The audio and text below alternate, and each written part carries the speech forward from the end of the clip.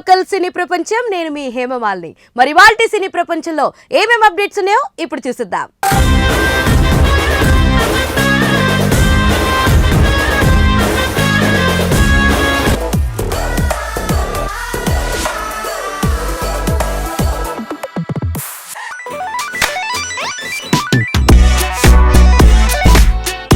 ముందుగా మొదటిది, శేఖర్ కమ్ములకు ధనుష్ ఇచ్చిన షాక్. మరి ఆ వివరాలేంటో ఇప్పుడు చూసేద్దాం.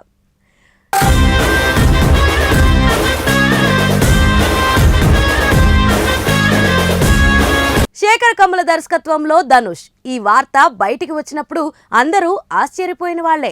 తెలుగులో సున్నితమైన లవ్ స్టోరీలు, ఫీల్ గుడ్ సినిమాలు తీసే కమ్ముల తమిళంలో రకరకాల జోనర్లలో సినిమాలు చేసే ధనుష్తో జత కడతాడని ఎవరూ అనుకోలేదు. వీరి కలయికతో తెరకెక్కుతున్న కుబేరా మీద మంచి అంచనాలే ఉన్నాయి. ఈ మధ్య విడుదలైన టీజర్ చూస్తే కమ్ముల ధనుష్ శైలికి నప్పే సినిమానే చేస్తున్నట్లుగా అనిపించింది. కొంచెం బిచ్చగాడు సినిమా ఛాయలు కనిపించినా ఈ చిత్రంలో ధనుష్ బిలీనియర్గానే బిచ్చగాడి పాత్రలోనూ కనిపించనున్నాడు. ధనుష్ ఇమేజ్ చట్రంలో ఇరుక్కునే హీరో కాకపోయినా తనలాంటి స్టార్ బిచ్చగాడి పాత్ర చేయడం ఆశ్చర్యం కలిగించే విషయమే.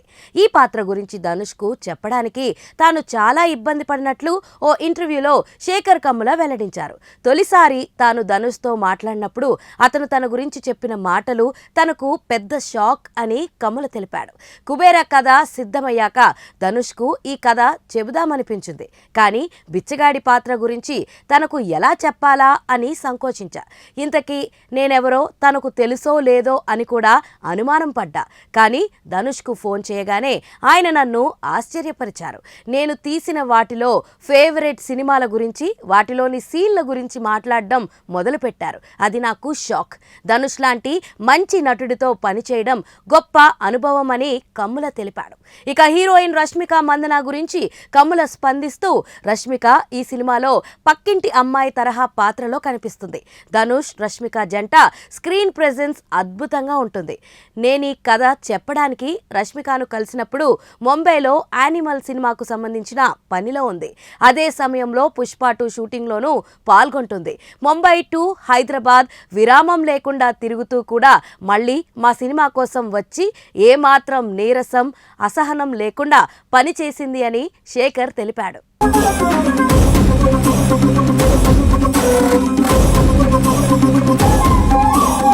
మన సినీ ప్రపంచంలో నెక్స్ట్ అప్డేట్, చిరంజీవితో ప్రాజెక్ట్ పై అనిల్ రావుపూడి ఇంట్రెస్టింగ్ కమెంట్స్. మరి ఆ వివరాలేంటో ఇప్పుడు చూసేద్దాం.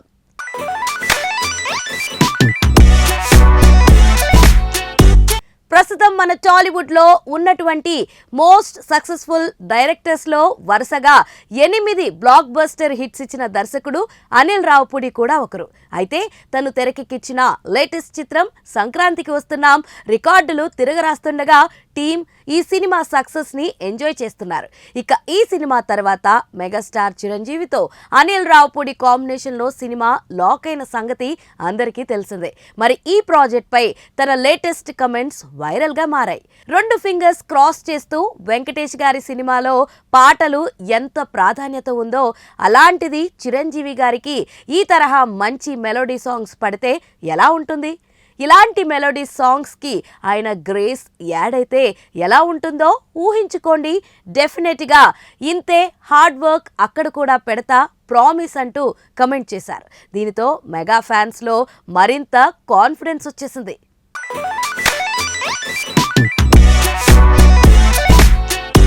మన సినీ ప్రపంచంలో నెక్స్ట్ అప్డేట్, రాజా సాబ్ లేటెస్ట్ అప్డేట్ రిలీజ్ పై తర్జన భర్జన. మరి ఆ వివరాలేంటో ఇప్పుడు చూసేద్దాం.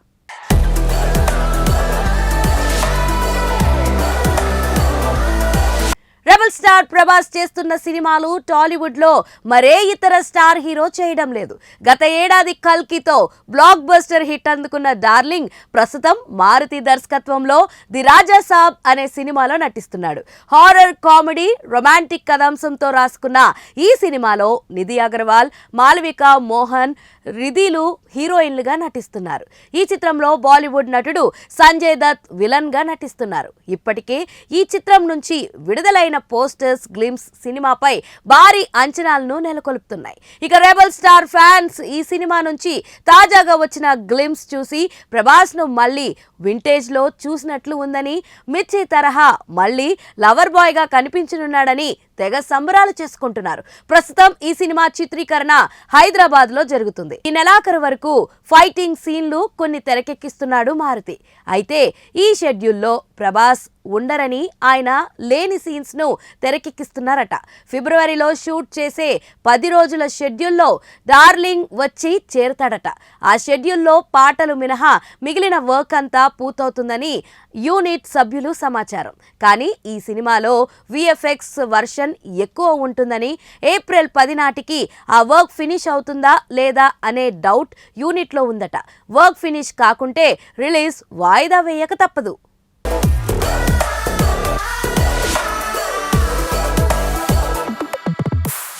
సో చూసారు కదా, ఇదండి ఇవాల్టి సినీ ప్రపంచం. మరొక ఇంట్రెస్టింగ్ ఎపిసోడ్ తో మళ్ళీ కలుసుకుందాం. అప్పటి వరకు చూస్తూనే ఉండండి పూరా local. This is your Hemamalini signing off. Bye.